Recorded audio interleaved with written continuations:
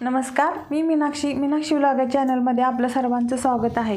आज मी बनवणार आहे साबुदाणा वडे। त्याच्यासाठी साबुदाणा रात्रीच भिजत घातलेला होता आणि 2-3 बटाटे शिजवून घेतले। तर एका भांड्यामध्ये साबुदाणा काढून घेतला, त्याच्यात कुस्करलेले बटाटे काढून घेतले। नंतर भाजलेल्या शेंगदाण्याचा 1 वाटी कूट टाकून घेतला। नंतर चवीनुसार मीठ आणि बारीक केलेली हिरवी मिरची टाकून चांगलं मिक्स करून घेतलं आणि त्याचे छोटे छोटे गोळे तयार करून त्याला चपटा आकार देऊन घेतला।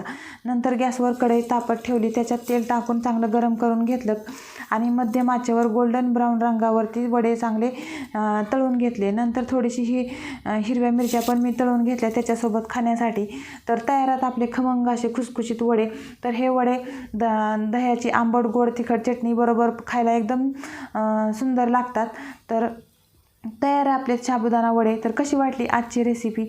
आवडली असेल तर लाईक करा, शेअर करा आणि सबस्क्राईब करायला विसरू नका। व्हिडिओ पाहिल्याबद्दल धन्यवाद।